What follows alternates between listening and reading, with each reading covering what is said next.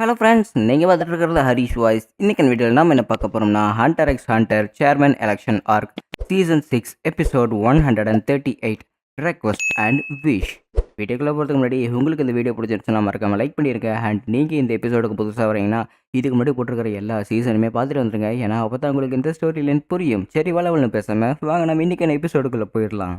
Election நடத்துறதுக்காக king தன்னோட கோல்மெல் வேலையை இங்கே பீன் கிட்ட சொல்லியிருப்பான். ஸோ உனக்கு இது நல்லதான் படிச்சுன்னா நீ இதை நாளைக்கு எக்ஸிக்யூட் பண்ணிடு. அண்ட் அது மட்டும் இல்லாமல் மிஸ்டர் கிங், நீங்கள் எதுக்காக இதை செய்கிறீங்க? ஏன்னா ரிசல்ட்டில் நீங்கள் அடுத்த சேர்மன் ஆக போகிறதுமே கிடையாது. நீங்கள் எதுக்காக அந்த மாதிரி பண்ணுறீங்க அப்படிங்கும்போது, ஒரு ஹண்டராக என்னோட இறையை நானே தேர்ந்தெடுக்கிறதுக்காக தான் இந்த மாதிரி நான் பண்ணுறேன் அப்படின்னு கிங் சொல்லியிருப்பாப்புல. அண்ட் அடுத்த நாள் ஆகஸ்ட் 8ஆம் தேதி 12 மணிக்கு காலையிலே பார்த்தீங்கன்னா 13வது சேர்மனு. ஸோ அடுத்ததான் நெட்டரோவுக்கு அப்புறம் யார் முடிவெடுக்கிறது அப்படிங்கிறதுக்காக தான் அந்த எலெக்ஷன் போயிட்டுருக்குது. மொத்தமாக ஹண்டர்ஸில் 667 பேர் இருக்கிறாங்க. அங்கே இருக்கிற எல்லாருமே பார்த்திங்கன்னா ஓட் பண்ண இங்கே வந்திருக்கிறாங்க. ஸோ அவங்க ஃபஸ்ட்டு தடவை ஓட்டு எடுக்கும்போது அந்த ஓட்டு சதவீதம் 95% கீழே இருந்ததுனால திரும்ப அவங்க ஓட்டிங் எடுக்கிறாங்க. பட் இந்த தடவையும் ரொம்பவே கம்மியாக தான் இருந்திருக்குது. ஸோ அப்போ இவங்க இந்த சதவீதத்தை அதிகப்படுத்துறதுக்காக ஏதாவது ஒரு பண்ணணுமே அப்படின்னு தான் இங்கே முடிவு எடுத்துருக்கிறாங்க. ஸோ பாரிஸ்டன் இந்த இடத்துல ஒரு ஐடியா சொல்லிக்கிட்டு இருக்கிறான். ஏன்னா இன்வாலிட் ஓட்டு வந்து ஏகப்பட்டது வந்துருச்சு. ஏன்னா ஏகப்பட்ட ஹண்டர்ஸ் நம்மக்கிட்ட ஓட்டிங் பண்ணுறாங்க. பட் இருந்தாலுமே அது எல்லாமே கள்ள ஓட்டாக போயிடுது, இல்லைனா இன்வாலிட் ஓட்டாக போயிடுது.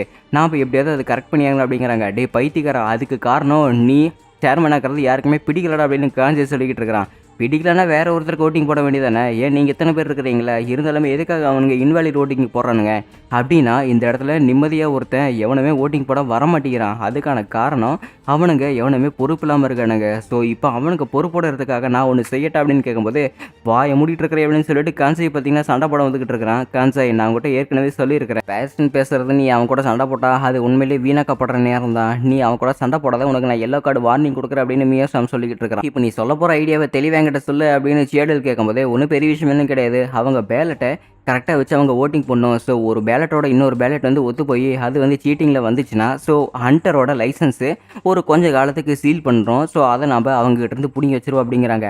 இது எதுக்காக நம்ம இப்படி பண்ணுறோம் அப்படிங்கும்போது எல்லாமே ஒரு பயமுறுத்துறதுக்காக தான். ஏன்னா அவங்கள இந்த மாதிரி ஒரு வற்புறுத்துனா கண்டிப்பாக அவங்க ஓட்டிங் போட வருவாங்க அப்படிங்கிறாங்க. நிஜமாலும் இந்த மாதிரிலாம் பண்ண வருவாங்க நினச்சிக்கிட்டு இருக்கிறியா பைத்தியக்காரா? எல்லாமே உங்கள் இஷ்டத்துக்கு ஆடிட்டு இருக்க மாட்டாங்க அப்படின்னு சைவ் சொல்லிக்கிட்டு இருக்கிறான். இங்கே இருக்கிற எல்லாருமே வர வைக்கிறதான்டா சைவ் பிளானு. இந்த இடத்துல எவனையுமே நான் அவங்களோட ஹண்டர் லைசன்ஸை பிடுங்குற மாதிரி எந்த ஒரு பிளானுமே கிடையாது அப்படிங்கிறாங்க. பட் இருந்தாலுமே நீ சொல்கிறத பார்த்தா எங்களுக்கு சந்தேகமாக இருக்குது. அந்த ஹண்டர் லைசன்ஸ் எல்லாம் வச்சுக்கிட்டு நீ அவங்கள ப்ரோ ஹண்டர்ஸை ஆக்க விடாமல் பண்ணுறதில்ல, ஏதாவது ஒரு தில்லுமுள்ளு பண்ணுறியா அப்படின்னு அங்கே இருக்கிறவங்க கேட்கும்போது, கண்டிப்பாக அதிலெல்லாம் எனக்கு எந்த ஒரு ஆட்சேபனையுமே கிடையாது, நான் அந்த மாதிரி செய்யவும் மாட்டேன், நீங்கள் எல்லாமே எதுவுமே தப்பாக எடுத்துக்காதீங்க அப்படின்னு சொல்லிட்டு இங்கே இருக்கிற நம்ம பாரிஸ்டன் பேசிக்கிட்டு இருக்கிறாங்க. பட் இருந்தாலுமே எனக்கு உன் மேலே சந்தேகமாக தான் இருக்குது. இங்கே இருக்கிற யாருமே உன்னை முழுசாக நம்பலை அப்படிங்கிறாங்க. எதுக்காக அந்த மாதிரி பேசிக்கிட்டு இருக்கிறீங்க? நான் கண்டிப்பாக அந்த ப்ரோ ஹண்டர்ஸோட லைசன்ஸை நான் கேன்சல் பண்ணி அவங்கள ப்ரோ ஹண்டர்ஸ் லிஸ்ட்லேருந்து நான் தூக்கவே மாட்டேன், நீங்கள் எதுக்குமே கவலைப்படலையே அப்படிங்கிறாங்க. சரி, நாங்கள் உங்களை நம்புகிறோம் அப்படின்னு பாரிஸ்டன் எல்லாருமே நம்புகிறாங்க. பட் அது மட்டும் இல்லாமல் இந்த எலெக்ஷனை நடத்துறதுக்கு இவனுக்கு இன்னொரு தடவை நம்பிக்கை இருக்குது. ஏன்னா இங்கே இருக்கிற எல்லாருமே இவனுக்கு ஏதாவது ஓட்டிங் போடுறாங்களா? பட் இப்போது இந்த இடத்துல எலெக்ஷன் நடந்துச்சுன்னா இப்போ நல்லா ஓட்டிங் கிடைக்கிறதுக்கு சில பேர் இருக்கிறாங்க. அந்த சில பேர்த்தில் மொத்தம் 2 பேரை ஈஸியாக தோக்கடிச்சிடலாம். இப்போ நம்ம போட்டியாக இருக்கிறது சியாடிலு, அப்புறம் பாரிஸ்டனு. ஸோ இவங்க 3 பேர், அதாவது பின்னாடியே ஆக்ஸுமே பார்த்தீங்கன்னா இவங்க 3 பேர் போட்டி இருக்கிறாங்க. பட் ஜிஞ்சுமே இந்த இடத்துல ஒரு போட்டியாளராக இருக்கிறது சியாடலுக்கு கொஞ்சம் சந்தேகமாக இருக்குது. ஏன்னா இவங்க 3 பேர்த்த வச்சுக்கிட்டு கண்டிப்பாக இவங்களால் ஜெயிக்கவே முடியாது. இப்போ என்ன பண்ணுறதுனே தெரியாமல் எல்லாருமே பார்த்தீங்கன்னா வைத்தியம் முடிச்ச மாதிரி பேசிக்கிட்டு இருக்கிறாங்க. பட் இங்கே சியாடலுக்கு ஒரே ஒரு சந்தேகம் தான். ஏன்னா சேர்மன் எப்பவுமே தனக்கான ஒரு சக்ஸஸரை சூஸ் பண்ணியிருப்பாப்ல. அதனால தான் வைஸ் சேர்மேன் அப்படிங்கிற ஒருத்தனை சூஸ் பண்ணியிருப்பாங்க. ஆனால் எதுக்காக சேர்மேன் நெட்டரோ இவனை மாதிரி ஒரு ஆளை சூஸ் பண்ணியிருப்பாங்க தான் எனக்கு சுத்தமாக புரியல. எதுக்காக நம்மளோட நெட்டரோ இந்த மாதிரி ஒரு ஆளை, எதுக்குமே உபயோகப்படாத ஒரு ஆள், செல்ஃப் டிசிப்ளினே இல்லாத ஒரு ஆள், செல்ஃப்லெஸ்னஸ் இவங்ககிட்ட சுத்தமாக இல்லையே அப்படின்னு சொல்லிட்டு இருக்கிறா. இன்னொரு பக்கம் நம்ம பீனுமே பார்த்தீங்கன்னா, ஆக்சுவலி கேப்டன் நெட்டரோ நீங்கள் சில விஷயங்களை தப்பு பண்ணிட்டீங்கன்னு நினைக்கிறேன் அப்படின்னு சில ஃப்ளாஷ்பேக் யோசிச்சு பார்க்குறேன். ஏன்னா நெட்டரோட பேச்சை எவன் கேட்காம இருக்கானோ அவனே எதாவது தூக்கி வைஸ் சேர்மனில் போட்டிருப்பா அப்படின்னு அவர் தான் பிரிவாதமாக இருந்திருப்பாப்ல. ஸோ இப்போது அந்த முடிவு எல்லாமே தப்பு அப்படின்னு நம்ம பீன் யோசிச்சு பார்த்துக்கிட்டு இருக்கிறான். அந்த பேலட் எல்லாமே பார்த்துக்கிட்டு இதில் ஏதோ ஒரு குளறுபடி நடந்துருக்குது அவர் ரொம்பவே கண்கூட பார்த்துக்கிட்டு இருக்கிறான். அப்படியே இங்கே வெளியில் பில்டிங்கை காட்டினா அங்கே ஒரே ஒரு ஹண்டர் பார்த்தீங்கன்னா காலில் பேசிக்கிட்டு இருக்கிறான். என்னாச்சு, கில்லு வாங்க தான் இருக்கானா? ரொம்பவே சந்தோஷமாக இருக்குது அப்படின்ட்டு இருக்கிறான். ஏன்னா 661 ஹண்டர்ஸில் நம்ம கில்லுவும் கான் அந்த இடத்துல வந்திருக்க மாட்டாங்க. அதுக்கான காரணம் நம்ம கில்லுவா அவனோட சொந்த வீட்டுக்கே போயிருப்பான். அதுக்கான காரணம் தன்னோட நண்பனை காப்பாற்றுறதுக்காக தான் ஏதாவது ஒரு வழி இருக்குமா அப்படின்னு. ஸோ இந்த தடவை அவன் ரொம்பவே ஆக்ரோஷத்தில் வந்திருக்கிறான். அவன் வீட்டோட கதவை 5 டோரையுமே பார்த்தீங்கன்னா அசால்ட்டாக திறந்துட்டான். ஸோ இந்த தடவை அவனுக்கு எதுவும் பிரச்சனை இருக்குன்னு நினைக்கிறேன். ஸோ எங்களோட யங் மாஸ்டர் கில்லுவா அந்த இடத்துல ஏதாவது பிரச்சனை பண்ணிட்டு வந்தார் அப்படின்னு கேட்கும்போது எனக்கு தெரியல, பட் கான் இந்த இடத்துல ரொம்பவே கோவமாக தரக்குற அப்படிங்கிறாங்க. ஐயோ பெரிய பிரச்சனையாச்சு யங் மாஸ்டர் கில்லுவா உங்களுக்கு என்னாச்சுன்னு எனக்கு ஒன்றுமே புரியல அப்படின்னு சொல்லிட்டு இவர் ரொம்பவே கவலையாக இருக்காரா. இப்போது நம்ம கில்லுவா அங்கே கொஞ்சம் கொஞ்சமாக உள்ளே போய்கிட்டு இருக்கானா. இப்போது அவன் தேடி போகிறது எல்லாமே தன்னோட அப்பா கிட்ட ஒரு வேண்டுகோள் எடுக்கிறதுக்காக தான் போய்கிட்டு இருக்கிறான். அப்பா நான் உங்ககிட்ட ஒன்றே ஒன்று தான் கேட்பேன், நீங்கள் என்னை தடுக்க முடியாது, என்னை தடுத்தாலுமே தடுக்கிறேன்னு தடுத்துக்குங்க, பட் நான் அழுக்காவை பார்க்க தான் போகிறேன் அப்படிங்கிறாங்க. அழுக்கா எங்கே இருக்கிற அப்படின்னு நம்ம கில்லுவை கேட்டுக்கிட்டு இருக்கிறான். எதுக்காக நீ அவளை தேடி போய்கிட்டு இருக்கிற, நீ அவளை பார்க்கக்கூடாது அப்படிங்கும்போது நீ அவளெல்லாம் பார்க்க தேவையில்லை, ஏன்னா அவள் ஃபஸ்ட் உன்னோட சிஸ்டரே கிடையாது, அவள் ஜஸ்ட்டு ஒரு பிராணி, அந்த மாதிரி தான் நம்ம குடும்பத்துக்கு, அவள் என்றைக்குமே நம்ம ரத்த பந்தத்தில் ஒருத்தியாக ஆகவே முடியாது, அதை முதல்ல நல்லா புரிஞ்சுக்க அப்படின்னு சொல்லிட்டு தன்னோட அப்பா சில்வர் பேசிக்கிட்டு இருக்கிறாப்புல. என்ன பேசிகிட்டு இருக்கிறீங்க நீங்கள், அந்த மாதிரியெல்லாம் நீங்கள் பேசக்கூடாது, அவள் நம்ம கூட பிறந்த ஒரு பிறப்பு, அதாவது என் கூட பிறந்த ஒரு தங்கச்சி, அவளை நான் சும்மா அப்படிலாம் சொல்லிகிட்டு இருக்க மாட்டேன் அப்படின்னு கில்லுவா கோவப்படுறான். பட் அவன் கோவப்படுறதை பார்த்துட்டு சில்வரோட பாதுகாவல் நாய் பார்த்தீங்கன்னா கில்லுவாவே அட்டாக் பண்ண போய்கிட்டு இருக்குது. இந்த மாதிரியெல்லாம் நீங்கள் பேசிகிட்டு இருக்காதீங்கப்பா அப்படின்னு சொல்லிட்டு நம்ம கில்லுவா கேட்டுக்கிட்டே இருக்கிறான். கில்லுவா உனக்கே அவளை பற்றி நல்லாவே தெரியும், ஏன்னா அவளை வெளியே விட்டா அடுத்த செகண்டே அந்த இடத்துல ஏகப்பட்ட கொலைகள் நடக்கும், அது உனக்கே நல்லா தெரியும்ல அப்படிங்கிறாங்க. அப்படியே அந்த அழுக்காவை காட்டுறாங்க. ஸோ அவள் பேய் மாதிரி ஒரு இடத்துல வந்துக்கிட்டு பொம்மைகளை செஞ்சுக்கிட்டு இருக்கிறான். ஸோ இப்போ நம்ம கில்லுவாமே பார்த்தீங்கன்னா அந்த நாயை பார்த்துக்கிட்டு மரியாதையை உட்காரையே இல்லை என்ன பண்ணுறது அப்படின்னு அவன் கேட்டுக்கிட்டு இருக்கிறான். ஸோ அதுவுமே எதுவுமே தெரியாமல் அப்படியே சைலண்ட்டாக வந்துக்கிச்சு.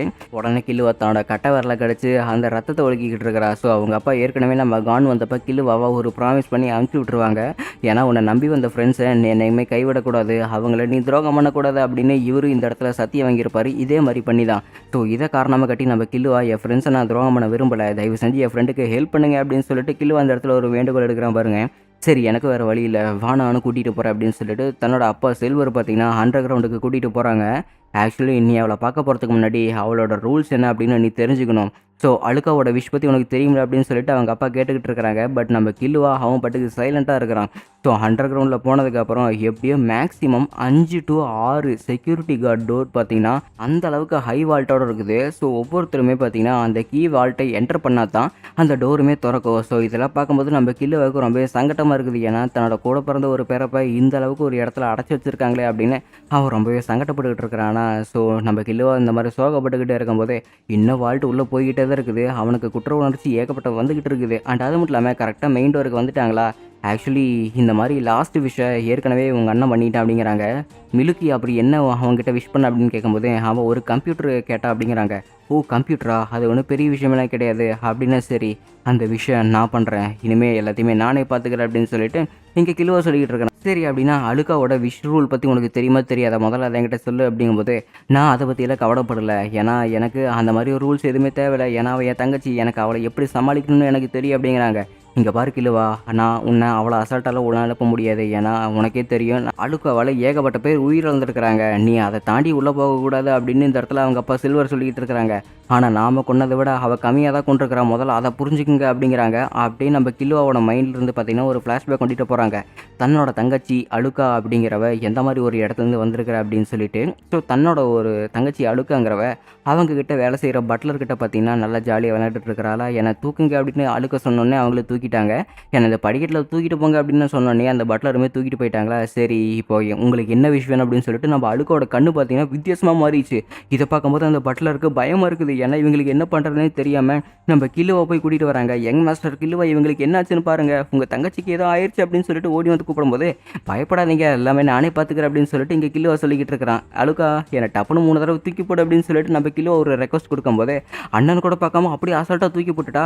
சரி இப்போ நான் தூக்கி போட்டுட்டேன் அப்படின்னு சொல்லிட்டு அவளோட ஃபேஸ் மறுபடியும் பழைய நிலைமைக்கு மாறிடுச்சு. இந்த விஷயத்தை யாருக்கிட்டையும் சொல்லிடாதீங்க அப்படின்னு சொல்லிட்டு கில்லுவா சைலண்ட்டாக அந்த பட்லர்கிட்ட பேசிக்கிட்டு இருக்கிறான். பட் இது ஏற்கனவே அவங்க அப்பா அம்மா கிட்ட சொல்லிட்டாங்க. என்னோட தங்கச்சி அழுகாவுக்கு என்ன பிரச்சனை இருக்குது அப்படின்னு சில்வர் கேட்கும்போது அவளுக்கு ஒரு பிரச்சனை எல்லாம் கிடையாது, அவன் நமக்காக ஒரு 3 விஷ் கேட்பா, அதை நாம் நிறைவேற்றிட்டோம்னா அவன் நம்மளோட விஷயம் நிறைவேற்றுவா. அண்ட் அது மட்டும் இல்லாமல் அந்த விஷயம் நம்ம நிறைவேற்றியே தான் ஆகணும் அப்படின்னு இங்கே கிலுவா சொல்லிக்கிட்டு இருக்கிறான். சரி அவங்ககிட்ட என்ன சொன்னா தெளிவாக சொல்லு அப்படிங்கும்போது அவள் என்கிட்ட என்ன சொன்னான்னா என்னை தூக்கி போடுன்னு தான் என்கிட்ட சொல்லிகிட்டு இருந்தா. ஸோ நான் அவகிட்ட ஒரு விஷ் சொல்லும்போது என்னை ஈஸியாக தூக்கி போட்டுட்டா அப்படிங்கிறாங்க. ஓ! அப்படின்னா நம்ம பொண்ணு அழுக்காவோட அந்த விஷயம் நிறைவேறினா தான் இவ இந்த மாரி பண்ணுவாளா? அப்படின்னா சரி, நீ அவ என்ன சொன்னாலுமே கேட்காத அப்படின்னு சொல்லிட்டு நம்ம சில்வரோட மனைவி பார்த்தீங்கன்னா சொல்லிட்டு போயிட்டாங்க. இன்னொரு பக்கம் நம்ம அழுக்கா பார்த்தீங்கன்னா, அந்த பட்லர் கிட்ட என்ன தூக்குங்க அப்படின்னு சொல்லிட்டு இருக்குது. கிலோ இதில எதையுமே பார்க்காம அவன் பாட்டுக்கு பொம்மையோட விளையாண்டுட்டு இருக்கிறான். ஸோ அந்த பட்லருமே என்னால எதுவுமே பண்ண முடியாது யங் மாஸ்டர் என்னை மன்னிச்சிருங்க அப்படின்னு இங்க அழுக்காட்ட சொல்லிக்கிட்டு இருக்கிறாங்க. அப்படின்னா என்னை தூக்கி சுத்துங்களேன் அப்படின்னு சொல்லிட்டு அழுக்கா சொல்லும்போது, அதையுமே பண்ண மறுக்கிறாங்க. நாம வேணா போய் பூச்சி பிடிக்கலாம், புடிச்சு புடிச்சு விளையாடலாம் அப்படின்னு பேசிக்கிட்டு இருக்கும்போது, அந்த 4 விஷயமே பார்த்தீங்கன்னா மறுத்துட்டாங்க. மறுத்த அடுத்த செகண்டே பார்த்தீங்கன்னா, அழுக்காவுக்கு முன்னாடி இருக்கிற அந்த பொண்ணு, அப்புறம் இன்னொரு இடத்துக்குள்ள இருக்கிற அந்த ஒரு பொண்ணுமே பார்த்தீங்கன்னா, 2 பேருமே செத்து போறாங்க. ஸோ 2 பேருமே அட் டைம்ல எப்படி செத்து போறாங்க அப்படின்னு விசாரிக்கும்போது தான் தெரியுது. ஸோ அழுக்கோட விஷ் படி தான் இந்த மாரி நடந்திருக்குது. ஏன்னா, அழுக்காவோட விஷ அவங்க கொஞ்சம் கூட நிறைவேத்தவில்ல. அவ 4 விஷ் கேட்டா, அவங்க எதையுமே நிறைவேத்தாம இருந்ததுனால தான் அவங்க 2 பேரும் செத்து போயிட்டாங்க அப்படிங்கிறாங்க. அப்படின்னு சரி, நீ அழுக்காவோட எல்லா விஷயமே நிறைவேத்துறதுக்கு ட்ரை பண்ணு அப்படின்னு ஒரு பொண்ணுகிட்ட அவங்க அழுக்காவ குடுத்துட்டாங்க. ஸோ அழுக்காவுக்குமே பார்த்தீங்கன்னா, அந்த 3 விஷயம் நிறைவேத்திட்டாங்களா, இப்போ அழுக்கா இவங்களோட விஷயம் நிறைவேத்த வேண்டிய வேலை தான். இந்த பொண்ணு விளையாட்டுத்தனமா என்ன ஒரு மில்லியனர் ஆக்குங்க அப்படின்னு டிப்புன்னு சொல்லிட்டா பாருங்க. ஸோ அவ சொன்ன அடுத்த செகண்டே சரி நான் உன்னை மில்லியனர் ஆக்கிடுறேன் அப்படின்னு அழுக சொல்ற அந்த கொடூரமான மூஞ்சி வச்சுக்கிட்டு, அந்த பொண்ணோட தலைக்கு மேலே பார்த்தீங்கன்னா மில்லியன் கணக்கில் டாலர் அப்படியே கீழே ஊற்றிக்கிட்டு இருக்குது. ஏன்னா பணமழைன்னு கேள்விப்பட்டிருக்கிறோம். அது இப்போ தான் கண் நேராக பார்த்துக்கிட்டு இருக்கிறான். நீங்கள் சொன்னதை நான் அப்படியே செஞ்சுட்டேன் அப்படின்னு அழுக சொல்லிக்கிட்டு இருக்கிறா. ஸோ இது எல்லாமே நியூஸ் பேப்பரில் வந்துக்கிட்டு இருக்குது. ஏன்னா பணம் கொண்டுட்டு போன ஒரு ஏர்ஷிப்பு கண்ணுக்கு தெரியாமல் எப்படி காணாமல் போச்சுன்னு தெரியல. அண்ட் அது மட்டும் இல்லாமல் அதில் இருந்த ஏகப்பட்ட கோடிக்கணக்கான பணம் எல்லாமே காணோம் அப்படின்னு சொல்லிட்டு நியூஸில் வந்துக்கிட்டு இருக்குது. ஸோ இதை எப்படியாவது சமாளிச்சாகணுமே அப்படின்னு தன்னோட அண்ணன் இலுமிக்கிட்ட எல்லாம் விடுறாங்க. சரி அப்படின்னா இவளை நான் தான் பார்த்துக்கணுமா, நம்ம வேணால் புது ஆளுங்களை கூட்டிகிட்டு வந்து இவங்கள பேபி சிட்டிங் வச்சு பார்க்கலாம். ஸோ அலுமி என்ன பண்ணுறாந்தா பார்க்கலாமே அப்படின்னு இலுமி கிட்ட பார்த்தீங்கன்னா அந்த வேலையை கொடுக்குறாங்க. ஸோ இவகிட்ட மிட்சுபா அப்படிங்கிற ஒரு பொண்ணுமே பார்த்தீங்கன்னா இப்போது நம்ம அழுக்காட்ட வேலை பார்த்துக்கிட்டு இருக்கிறான். இங்கே பாரு, நீ அவளோட விஷயம் 3 தடவை நிறைவேற்றிரு. அண்ட் அதுக்கப்புறம் நான் கண்டிப்பாக உன்னோட பாய் ஃப்ரெண்டு உன்னைய சும்மா விட்டுற அப்படின்னு பிளாக்மெயில் பண்ணி அமுச்சு விட்டான் பாருங்க. ஸோ இப்போ இந்த மிட்சுபாமே பார்த்தீங்கன்னா சைலண்டாக வந்துக்கிட்டு இருக்கிறா. ஆக்சுவலி பட்லர் நீங்கள் உங்களோட இதயத்தை தரீங்களா அப்படின்னு கேட்குறாங்க. என்னது இதயமா, நான் அதெல்லாம் தர முடியாது அப்படிங்கிறாங்க. அப்படியா சரி, அப்படின்னா உங்களோட ஸ்பைனல் கார்டு எனக்கு தரீங்களா அப்படிங்கிறாங்க. என்ன பேசிகிட்டு இருக்கிறீங்க யங் மாஸ்டர், என்னால் அதெல்லாம் தரவே முடியாது, விளையாட்டு பண்ணிகிட்டு இருக்கிறீங்களா அப்படின்னு சொல்லிட்டு அந்த பொண்ணு மறுபடியும் 4 விஷயம் மறுக்கிறாளா. அதே சமயத்தில் அந்த பொண்ணு செத்து போயிட்டா. ஸோ இப்போது அழுக்காவோட ரூல்ஸ் என்ன அப்படின்னா, அவள் 4 தடவை விஷ் கேட்பா. அந்த 4 தடவை விஷயம் நாம் நிறைவேற்றணும். அதுக்கேற்ற மாதிரி தான் இவன் கரெக்டாக நம்மளோட விஷயமே நிறைவேற்றுவா. அண்ட் அது மட்டும் இல்லாமல் இன்னொரு முக்கியமான விஷயம், நாம் எந்த அளவுக்கு ஒரு விஷயம் சின்னதாக கேட்குறோமோ அவளோட அந்த விஷயமே கொஞ்சம் சின்னதாக தான் இருக்கும். பட் நாம் பெரிய விஷயம் ஒன்று கேட்டோம்னா அவள் நம்மக்கிட்ட இருந்து கேட்குற ஒரு விதம் ரொம்பவே பெருசாக இருக்கும். உதாரணத்துக்கு இப்போ அந்த பொண்ணுக்கிட்ட பிரெயின், ஹார்ட் அந்த மாதிரி கேட்டுட்டு இருந்தால, அந்த மாதிரி ரொம்பவே டீப்பாக கேட்க ஆரம்பிப்பா. ஸோ இந்த ரூலை ஞாபகம் வச்சுக்க அப்படின்னு சொல்லிட்டு தன்னோட அப்பா சில்வர் இங்கே கில்லுவாட்ட சொல்லிட்டு இருக்கிறாப்புல. ஸோ கில்லுவுமே பார்த்தீங்கன்னா தன்னோட தங்கச்சி அழுக்காவை போய் உள்ளே பார்த்துக்கிட்டு இருக்கிறான். அவள் சுற்றி முற்றி பார்த்தீங்கன்னா எல்லாமே பொம்மை செஞ்சுக்கிட்டு இருக்கிறாளா. ஸோ நம்ம கில்லுவா ரொம்பவே கில்ட்னஸோட அழுக்காவை பார்த்துக்கிட்டு இருக்கிறா. ஏன்னா நம்ம கில்லுவா இலுமியோட கண்ட்ரோல் இருந்ததுனால இவளுக்கு என்னாச்சுன்னு கூட தெரியாமல் இருந்திருப்பான். அவனோட கண்ட்ரோல்லேருந்து வெளியே வந்ததுக்கப்புறம் தான் இப்போ தான் அழுக்காவுக்கு என்ன நடக்குது அப்படின்னு அவனுக்கு புரிய வருது. ஸோ அந்த கில்ட்னஸ்லேயே பார்த்தீங்கன்னா அழுக்காவை போய் பார்க்குறான். அழுக்காவுக்குமே தன்னோட பிரதரை பார்க்குறதுக்கு ரொம்பவே ஆச்சரியமாக இருக்குது. 2 பேருமே ஒருத்தருக்கு ஒருத்தர் ஆச்சரியத்தோட ஒருத்தர் மூஞ்சியை பார்த்துக்கிட்டு இருக்கிறாங்க. அதோட எபிசோட் முடிக்கப்பட்டதே.